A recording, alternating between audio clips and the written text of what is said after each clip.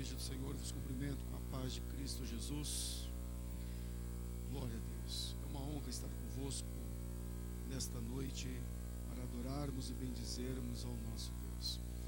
Confesso, irmã Joselma, que vim apenas adorar a Deus. Vocês já me colocaram para trabalhar. Quero agradecer a Deus pela vida do pastor Luiz Viana, juntamente com sua esposa, irmã Joselma, amigos queridos. Deus nos deu a graça de andarmos juntos ali no setor 36, fazendo trabalho na área de teologia. Que Deus continue nos abençoando em nome de Jesus. Meus irmãos, por favor, abra conosco Isaías capítulo 41. É uma honra poder também conhecer aí o ministério, os obreiros. Deus continue abençoando os irmãos em nome de Jesus. Isaías capítulo 41, nós leremos os versículos 8 a 10, e depois nós vamos ler também o Evangelho de João, capítulo 11, versículo de número 25. Isaías, capítulo de número 41, versículos 8 a 10. Mas tu, ó Israel, servo meu, tu, Jacó, a quem escolhi, descendência de Abraão, meu amigo, eu te tomei desde os fins da terra, chamei-te desde os cantos, e te disse, tu és o meu servo, a ti escolhi e não te rejeitei. Não temas, pois eu sou contigo, não te assombres, pois eu sou o teu Deus. Eu te fortalecerei, eu te ajudarei, eu te sustentarei com a destra da minha justiça. Evangelho de João, capítulo 11, versículo de número 25.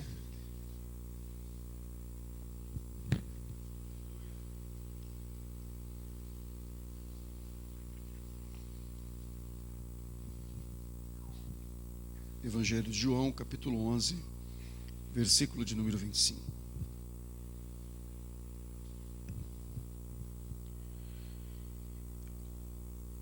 Disse Jesus: eu sou a ressurreição e a vida. Quem crê em mim, ainda que esteja morto, viverá. Você pode dizer amém? Tomai os vossos assentos, se for possível, glorificando e bendizendo o nome daquele que vive e reina para todo sempre. O teu Jesus está vivo. Glória a Deus. Glória a Deus. Meus irmãos, nesta oportunidade que nos foi outorgada, com a ajuda de Deus e debaixo da orientação do Espírito Santo, quero vos falar nesta noite sobre o seguinte tema: 6 razões para não temer as adversidades da vida. Repita comigo, por favor: 6 razões para não temer as adversidades da vida. Se vocês fizerem uma leitura profunda do livro de Isaías, e especialmente o texto que ora lemos, vocês perceberão que o profeta Isaías, diferentemente do profeta Jeremias, vai profetizar para dias vindouros. Ele não vai viver a sua profecia, ou seja, o acontecimento da mesma. Diferentemente de Jeremias, que vive os acontecimentos daquilo que o Eterno coloca em sua boca.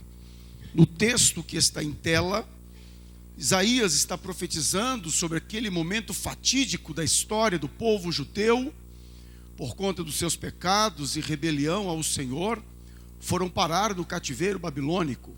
Cativeiro este que durará 70 anos. E o texto retrata justamente o final deste período do cativeiro babilônico. E se vocês notarem no texto, vocês verão aqui uma mensagem de consolo da parte de Deus para este povo, pois o texto retrata um momento de medo, um momento de temor. Portanto, eu quero falar nesta noite sobre medo. E como é que nós fazemos para vencer o medo?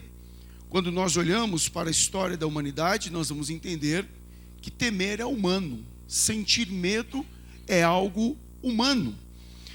Foi feito um catálogo acerca disso e descobriu que nós podemos sentir pelo menos 1000 tipos de medo. Foi feita uma pesquisa com 38 países para constatar os maiores temores na atualidade. Em primeiro lugar, aparece o Estado Islâmico com 62%. Segundo lugar, as mudanças climáticas. Quem é que não se lembra do Katrina, que acabou com Nova Orleans? Quem é que não se lembra recentemente, Brumadinho e outras catástrofes que aconteceram em nosso país? Em terceiro lugar, aparecem os ataques cibernéticos. Hoje é um problema muito grave. É só pensar agora nos recentes vazamentos e o problema que tem trazido para a nossa política, a instabilidade que tem trazido para a nossa política. Em quarto lugar, aparecem as condições econômicas globais. Recentemente foi apurado as prévias na Argentina e por conta dessa apuração, que não é favorável ao liberalismo econômico, já houve queda na bolsa. O dólar disparou justamente por conta das condições econômicas globais e outras coisas que nós poderíamos citar. Eu fiquei sabendo, por exemplo, que a casa que quando aparece um rato, não é o homem que resolve, diz que vai para cima da mesa o homem e a mulher que vai lá matar o rato. Diz que aparece uma baratinha lá, o homem pôr. É verdade isso, meu irmão? Não, né? Está repreendido esse negócio, né? Mas deixa para lá. É só para exemplificar que o medo é algo real. Todos nós sentimos medo. Quando nós vamos para a ciência descobriu, segundo a neurociência, que nós temos pelo menos 3 cérebros. Na verdade, o nosso cérebro está dividido em 3 partes. O primeiro é o neocórtex, é onde nós processamos o pensamento. O segundo é o sistema límbico, onde está o nosso sistema de recompensa. E o terceiro é o reptiliano, é a parte menos desenvolvida do nosso cérebro. E de acordo com os estudiosos, entre o sistema límbico e reptiliano, é onde nós projetamos os nossos medos. E nós podemos projetar pelo menos 4 tipos de medo. O primeiro é o medo real. É aquele quando nós estamos diante de uma situação de perigo. Exemplo, um assalto. O segundo, o medo imaginário. É quando nós projetamos o desespero para o futuro. Por exemplo, o indivíduo diz, não vou conseguir criar os meus filhos, mas ele nem é pai, nem é mãe ainda, mas está com medo porque não vai conseguir criar os seus filhos. Vou ficar desempregado, mas ele nem arrumou emprego ainda, está com medo de ficar desempregado. São medos imaginários. Terceiro, há também o medo salutar, ou seja, é um medo necessário. É aquele que nos previne numa situação de perigo. Exemplo, você está com o seu celular atravessando a rua totalmente despercebido e o carro está vindo em alta velocidade. E de repente alguém percebeu a cena e numa fração de segundos a pessoa dá um grito e por causa daquele grito, um passo que você dá atrás, a sua vida foi poupada. Então este é o que nós chamamos de medo salutar. Existe também o 4º tipo de medo, que é o medo fóbico. É aquele tipo de medo destrutivo, que também acontece no nosso imaginário. É o medo que amordaça, que trava, que mobiliza, que cega, levanta a paralisia física, paralisia psicológica, muitas vezes também a paralisia espiritual. Portanto, meus irmãos, nós podemos afirmar categoricamente que o medo é algo real na nossa história como seres humanos. E a pergunta que não quer calar é, como é que nós vencemos o medo? Se nós não podemos evitar o medo, como é que nós fazemos para vencer o medo? Alguém poderia responder e dizer que a cura do medo é a coragem. É somente você ter coragem que você não vai sentir medo. 2 autores vão discordar disso. Rolly May vai dizer que coragem não é ausência de medo, mas é continuar apesar do medo. Mark Twain vai dizer que coragem é a resistência ao medo, domínio do medo, mas não a ausência do medo. Portanto, vencer o medo tem a ver com o enfrentamento do medo.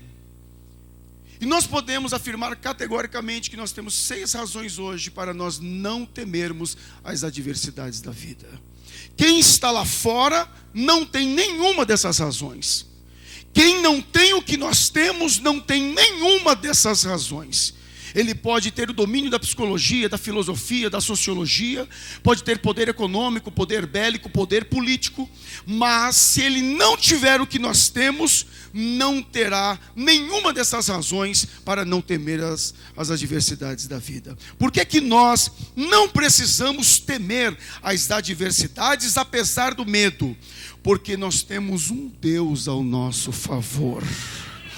Nós temos o Deus de Abraão, de Isaac e Jacó ao nosso favor.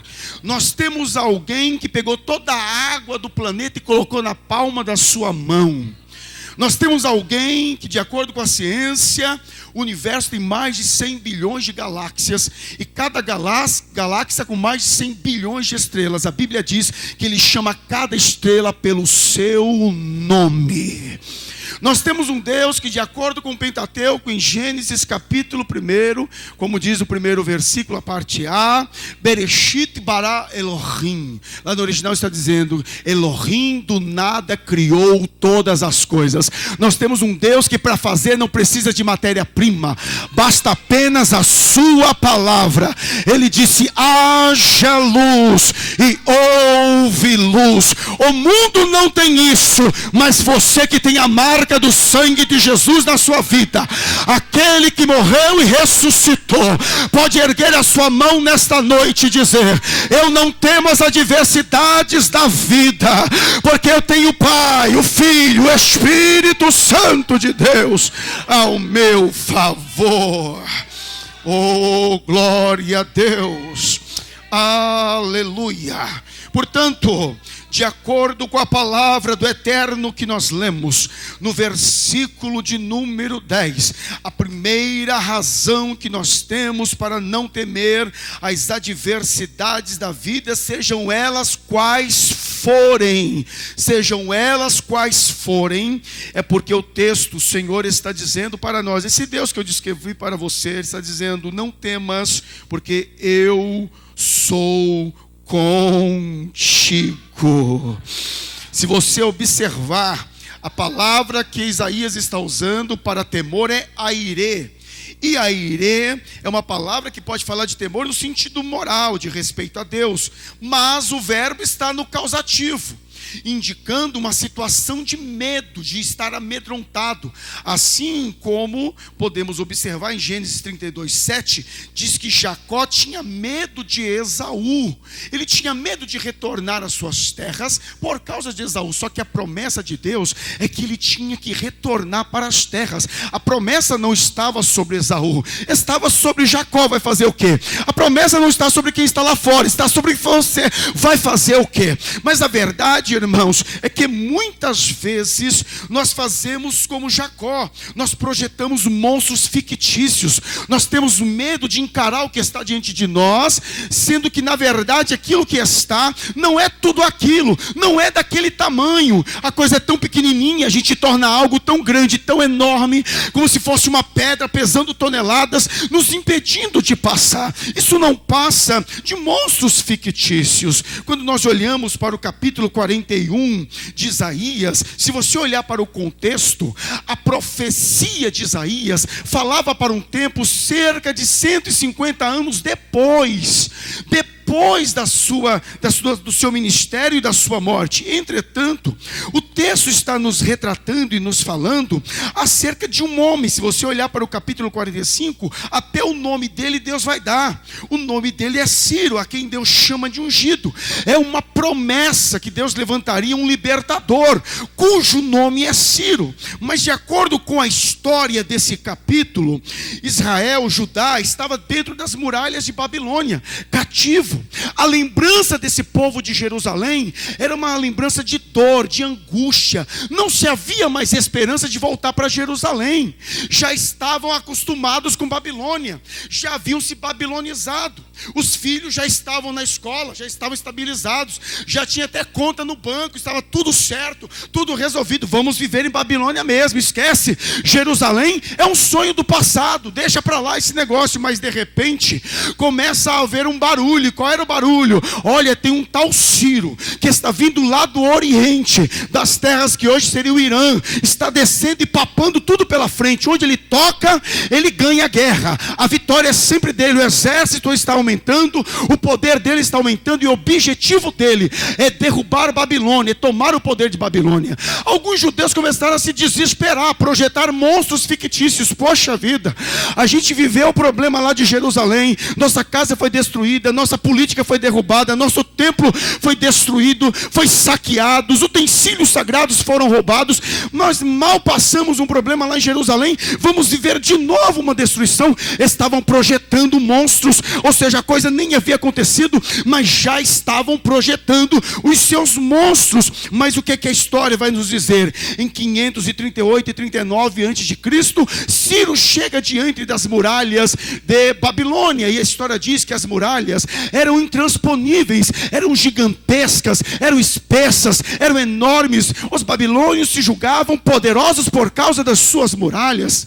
Havia um rio maravilhoso que desaguava dentro de Babilônia, da natureza que a história nos conta, que de repente Ciro está olhando para aquele rio e teve uma ideia. Eu penso que é o Espírito Santo dando uma ideia, e o Espírito Santo vai dar ideia para alguém aqui nesta noite, e eu estou dizendo por revelação do alto, o Espírito Santo vai dar ideia para alguém aqui. As muralhas são enormes, tudo está trancafiado, mas o Senhor vai dar ideia, vai iluminar a cabeça de alguém aqui. De maneira, meus irmãos, que ele diz para os engenheiros: eu quero um projeto para desviar o curso do rio. E então fizeram aquele projeto. O curso do rio é desviado, e justamente pela fresta ele entra com o seu exército, toma o poder de Babilônia. A coroa de Babilônia agora é de Ciro. E agora, irmãos, os judeus estavam lá. Mas eu digo sempre algo nas minhas pregações: mesmo no meio da crise, da apostasia, Deus sempre tem alguém preparado para dar a resposta certa. Deus sempre tem alguém com quem contar.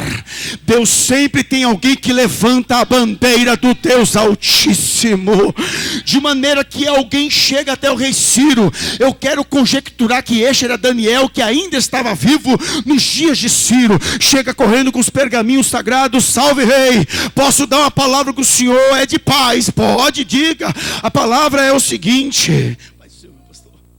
A palavra é o seguinte: nos nossos textos sagrados, nos nossos cânones sagrados, há uma profecia a respeito do Senhor. Para o Senhor ter uma ideia, até teu nome aparece na profecia. É mesmo, a profecia é poderosa. E o que diz essa profecia? A profecia diz que o Senhor tomaria o poder aqui em Babilônia, diz que o Senhor seria o mandatário do mundo. E tem mais, a profecia diz que o Senhor libertaria o povo dele. Quem é o povo dele? É o povo judeu, que está exilado aqui há 70 anos. É profecia? Então diga para o povo que a profecia vai cumprir hoje. Povo judeu, a partir de hoje não é mais exilado, não está mais escravizado. Pode pegar a sua mala, quem quiser, pode voltar para Jerusalém, porque no que depender de mim, a profecia está cumprida, a resposta está dada. E quando nós lemos Esdras, capítulo 1, versículos 1 a 4, ele diz: e tem mais, não vai voltar de mão abanando. Foram os caldeus que prenderam vocês aqui, foi. Agora caldeu vai ter que dar prata, vai ter que dar ouro para reconstruir o templo do Deus Todo-Poderoso. Quem recebe esta palavra, levante a sua mão mais alto que você puder. Levante o mais alto, porque o meu Jesus vai colocar por terra monstros fictícios que estão impedindo você de avançar na sua vida espiritual, na sua vida ministerial, na sua vida ministerial e familiar, no seu casamento. Se prepara, porque monstro fictício não vai ficar de pé. Oh, glória a Deus. Sabe por quê? Porque aqui há um segredo. O Senhor está usando a expressão: eu sou contigo, eu estou contigo. É a mesma expressão que aparece em Êxodo capítulo 3, versículo 14, quando Moisés toma coragem para voltar para o Egito. Ele diz: Senhor, mas no nome de quem eu estou indo? Qual é o teu nome? Para que eu possa dizer para o povo lá: diga para o povo que Aié, Asher, Aié, diga que o eu sou o que sou está te enviando. Diga que aquele que é está te enviando. Diga que aquele que não olha para cima, porque acima dele não tem ninguém, está enviando. Diga que o Todo-Poderoso, o Altíssimo, o Alto Existente está te enviando. É o eu sou que está contigo. Não temas, porque eu sou contigo. Segunda razão para nós não temermos aos gigantes da vida ou às adversidades da vida é porque o texto nos revela ainda no versículo de número 10: não te assombres, porque eu sou o teu Deus. Não te assombres, porque eu sou o teu Deus. Quem está falando aqui não é rei, não é presidente, não é sacerdote. Quem está falando aqui não é empresário, gente poderosa e rica. Quem está falando aqui é aquele que disse: eu sou. Não temas, porque eu sou contigo. Não te assombres, porque eu sou o teu Deus. A palavra assombres aqui, no original, é muito interessante. Está falando de nuances no olhar. Está falando de enfermidades no olhar. Está falando daquele tipo de pessoa que você vai conversar com ela e ela está no mundo da lua, está perdida. Já viu pessoas com aquele olhar perdido, aquele olhar angustiado, tenebroso, entenebrecido? Já conversou com gente assim? Você diz: fulano, ei, estou aqui, acorda. E a pessoa parece que está perdida e mergulhada na sua dor e na sua angústia. Jesus tem cura para gente assim também. Quando nós vamos para a medicina, podemos falar de duas enfermidades do olhar. A primeira é a miopia, é a dificuldade de enxergar à distância. A segunda é a hipermetropia, a incapacidade de enxergar perto. Quantas pessoas que estão com seus olhos espirituais doentes, vedados, cansados, não conseguem enxergar do jeito de Deus. O poeta já dizia que a vida é bela quando vista com os olhos de Deus. Quantas pessoas que estão vendo tudo só com o olhar carnal. Já viu aquele tipo de pessoa? Ela vive presa no passado. Eu era, eu tinha, eu fazia, eu evangelizava, eu cantava, eu pregava, eu profetizava, eu falava línguas. Ele era tudo no passado. Tinha verdor, tinha fervor, tinha alegria no espírito. Aí ela olha para a sua condição presente e não consegue tomar uma atitude. Outras pessoas estão presas no futuro, só reclamam por aquilo que ainda não tem e se esquece de tudo quanto o Senhor já fez. Mas Deus tem uma mensagem para nós hoje. O passado já passou, já foi. O presente está na mão de Deus, não está na nossa mão. Mas tem uma coisa gostosa: Ele nos deu o presente, Ele nos deu o hoje, Ele nos deu agora. Hoje você pode fazer a diferença. Hoje as águas podem virar na sua vida. Hoje a história pode mudar. Hoje o cativeiro pode mudar. Por quê? Porque é hoje que você tem a oportunidade de fazer igual Ana. Vai para o templo, vai para o santuário e só termina de orar quando ele responder. Hoje você pode fazer igual Paulo e Silas. Estava com as costas ensanguentadas, preso num pedaço de pau, mas perto da meia-noite começaram a louvar, começaram a adorar, começaram a orar, e o terremoto desceu do céu. É hoje.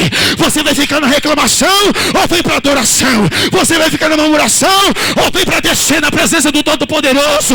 Hoje você escolhe ficar de pé na altivez do seu nariz ou fazer igual Jeremias: deixa a olaria, porque lá eu vou fazer você saber a minha vontade. Lá eu vou revelar, lá eu vou revelar, lá eu vou revelar. Oh, abandone que dá e assai. O Senhor está falando conosco neste lugar. No original, quando ele diz eu sou o teu Deus, Ele está dizendo: eu sou o Altíssimo, eu tenho todo o poder na minha mão. É por isso que Deuteronômio 10:17 é profecia para você hoje. Pois o Senhor, o seu Deus, é o Deus dos deuses, é o soberano dos soberanos, o grande Deus, poderoso e temível, que não age com parcialidade e não aceita suborno. Oh, meus irmãos, nós vivemos na época em que as pessoas por aí, que têm muito poder na terra, são pessoas parciais, são pessoas que aceitam suborno, quanto juízes que deixou de dar a causa certa por causa da parcialidade ideológica e por causa do suborno. Mas quer saber de profecia para a sua vida hoje? O juiz tem que pensar numa coisa: ele vai olhar para cima e tem alguém acima dele. É o juiz dos juízes, é o Senhor dos senhores. O homem está dizendo não, o homem está dizendo travou, parou, não vai acontecer. Mas Jeová está com a caneta nesta noite dizendo: a última palavra não é do homem, a última palavra é minha, e eu sou justo juiz, que não ajo com parcialidade. Deus está julgando a causa de alguém hoje aqui. Deus está julgando, e na mão do homem que está, se não fizer conforme a vontade de Deus, se prepara para descer a sepultura, porque Deus vai levantar outro no lugar para julgar a causa do seu povo. Quem recebe profecia, quem recebe profecia,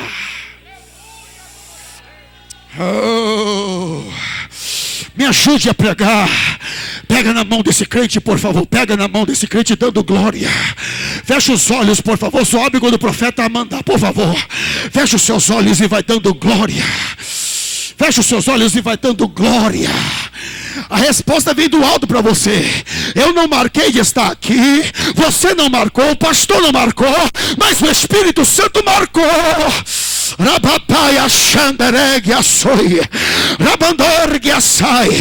Deus tem algo forte para você, uma renovação poderosa para a sua vida, uma proteção grande para você hoje.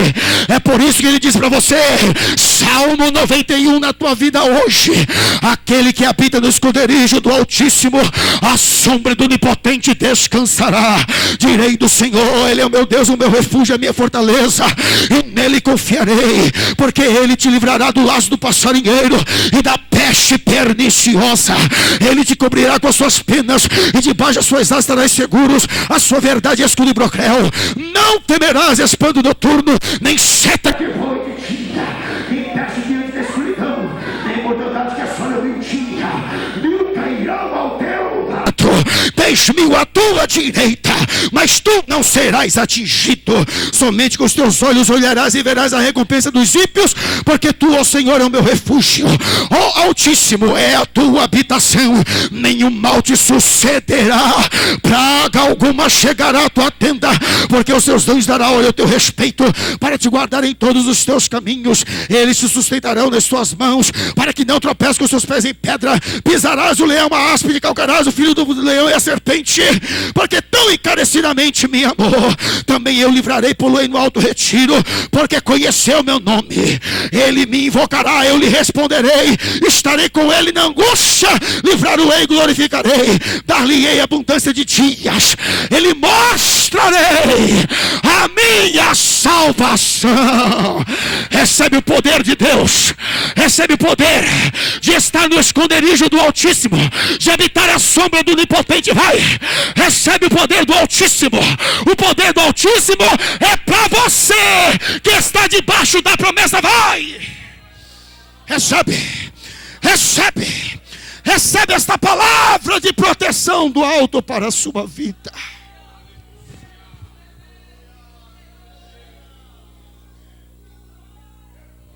Oh, oh, aleluia. O que mente o sorgue. Aleluia. Amém. Terceira razão para você não temer aos gigantes da vida, às adversidades da vida, é porque o Senhor diz para você hoje: não temas, porque eu te fortaleço. Não temas, porque eu te fortaleço. Nenhum homem poderia dizer isso, mas o Senhor tem autoridade para dizer: não temas, porque eu te fortaleço. Como é que Ele te fortalece hoje? Ele te fortalece com alegria. Está proibido sair triste desse culto nesta noite. O Senhor te fortalece com a sua alegria. Neemias 8:10. Portanto não vos entristeçais, porque a alegria do Senhor é a vossa força. Como é que Ele te fortalece hoje? Ele diz no Salmo 118:14, que Ele mesmo é a sua fortaleza. O Senhor é a minha força e o meu cântico, porque Ele me salvou. Terceiro, como é que Ele te fortalece hoje? Ele multiplica as forças daquele que não tem mais vigor. Salmo Isaías 40, versículos 29 a 31. Dá vigor ao cansado e multiplica as forças ao que não tem nenhum vigor. Os jovens se cansarão, se fadigarão, e os jovens certamente cairão. Mas os que esperam no Senhor,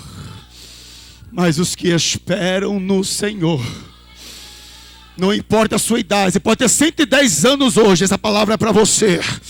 Os que esperam no Senhor renovarão as suas forças, subirão com asas como a águia, correrão e não se cansarão, caminharão e não se fatigarão.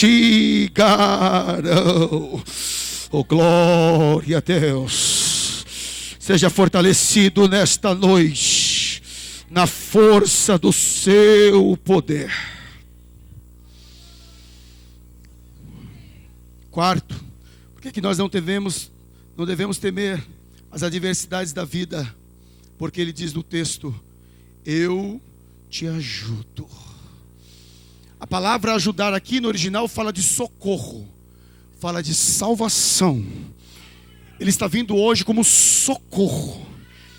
Tem gente aqui se sentindo como numa areia movediça. Deus hoje estende a mão e vai te tirar da areia movediça.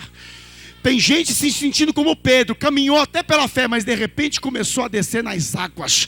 O Senhor vai te tirar dessas águas, porque elas não vão te submergir. Recebe quem quiser, porque é a palavra do Eterno para você hoje. Não temas, porque eu te ajudo. Quinta razão para nós não temermos as adversidades da vida: não temas, porque eu te sustento com a minha destra fiel, ou com a destra da minha justiça. Isso aqui é muito forte para a minha vida e para a sua vida. Quando o texto está falando que Ele protege com a sua destra fiel, ou com a sua destra de justiça, na cultura judaica é entendido que o lado direito de Deus é o lado mais protetor. E não é brincadeira, é verdade, porque o texto está dizendo da destra fiel, o lado direito.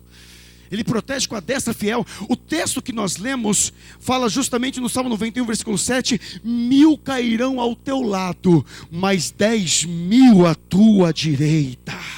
Duas figuras nós invocamos aqui: um pai que protege o seu filho, pega contra o seu braço no lado direito e com a mão esquerda vai lutando para protegê-lo. A figura também de um soldado ferido no campo de batalha.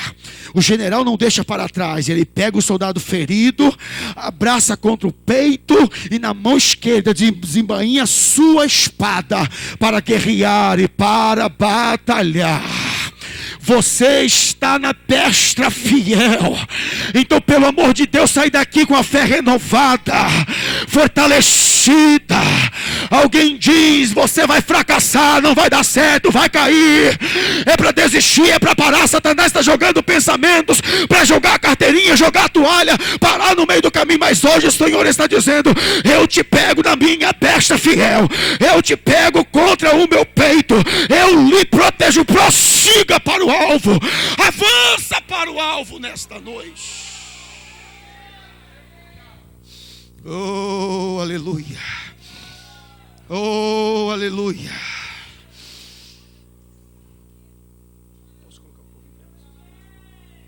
Fiquemos em pé, por favor. Fiquemos em pé. Sexta e última razão para você não temer as adversidades da vida: é que o Senhor está dizendo em João capítulo 11, a mesma expressão que Javé, o Deus de Abraão, Isaque e Jacó, evocou e usou, quando ele disse, não temas porque eu sou contigo. Jesus está usando a mesma expressão acerca do seu poder, e ele vai dizer para você hoje, não temas, servo de Deus, serva de Deus. Jesus diz, eu sou a ressurreição e a vida. Quem crê em mim, ainda que esteja morto, viverá. Não temas, porque aquele que ressuscita está presente na casa. Ele não é só aquele que ressuscita, é aquele que ressuscitou, que foi à cruz do Calvário, morreu pelos nossos pecados, de braços abertos, e deu prova de que ele é maior do que qualquer religião. Foi porque ao terceiro dia a tumba estava vazia. Ele é a ressurreição e a vida. Ele tem o poder de salvar nesta noite. Ele tem o poder de ressuscitar sonhos nesta noite. Ele tem o poder de erguer a sua vida espiritual nesta noite. Aqui também nós temos uma promessa, porque ele está dizendo, eu sou a ressurreição e a vida. Está evocando também 1 Coríntios 15, quando vai nos dizer que Jesus Cristo vai voltar. Aqueles que morreram em Cristo ressuscitarão primeiro, receberão um corpo glorificado, e nós, os que estivermos vivos, receberemos um corpo incorruptível, semelhante ao corpo de Jesus.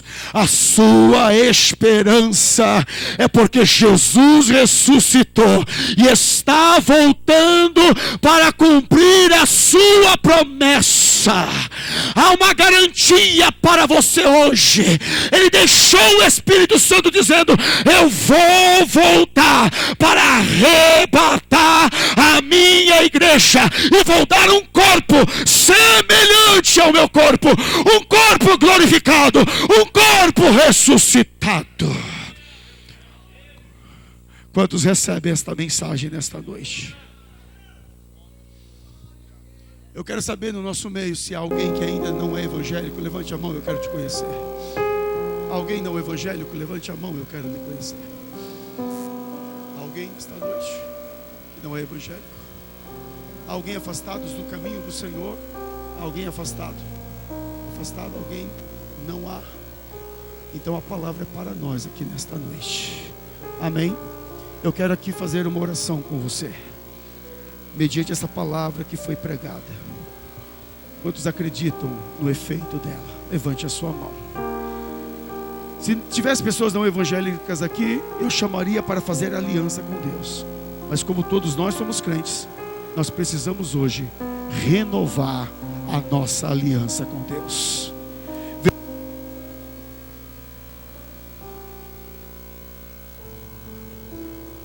Capítulo 41 de Isaías. O Senhor fala de eleição, o Senhor fala de chamado. Ele disse que aqueles eram os seus eleitos, vocacionados e chamados. Você foi eleito pelo Senhor, escolhido a dedo, e você foi chamado. O que eu preciso fazer para viver essas promessas aqui? Renovar a aliança do Senhor na minha vida. Então nós vamos orar nesse sentido de renovação da aliança. Por favor, feche os seus olhos, abra o seu coração, por favor. Jesus, exortando a igreja que estava em Efésios, disse para eles: olha, vocês precisam voltar ao primeiro amor. Eu oro todo dia: Senhor, por favor, se o Senhor perceber que eu estou saindo do primeiro amor, me dá graça, porque eu preciso do fervor e do verdor do primeiro amor. Então, em nome de Jesus, ora para que o Senhor renove hoje a sua força, a sua esperança no poder desta palavra.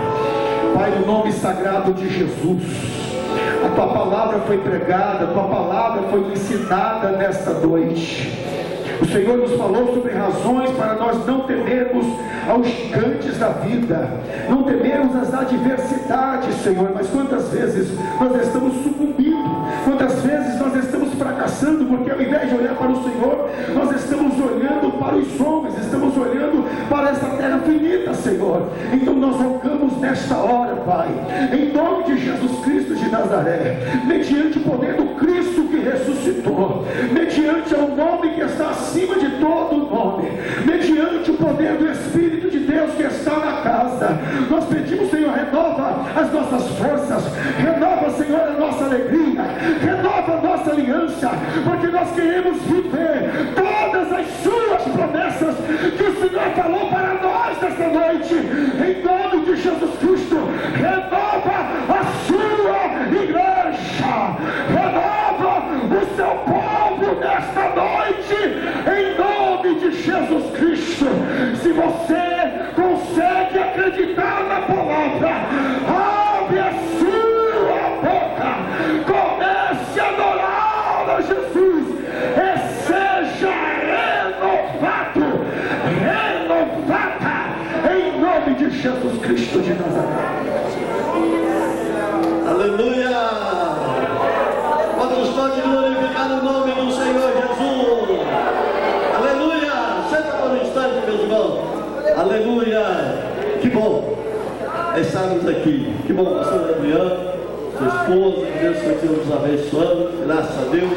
Meus irmãos, hoje, pela manhã, estivemos aí em algumas das nossas congregações e pelo menos em 5 eu passei hoje na parte da manhã, fui ver um outro local onde estaremos abrindo um trabalho muito em breve, mas eu não sei o nome de lugar nenhum, irmão, então não sei. E agora à noite eu fui em mais 2 congregações, junto com o irmão Dedé, agora à noite nós somos Dedé.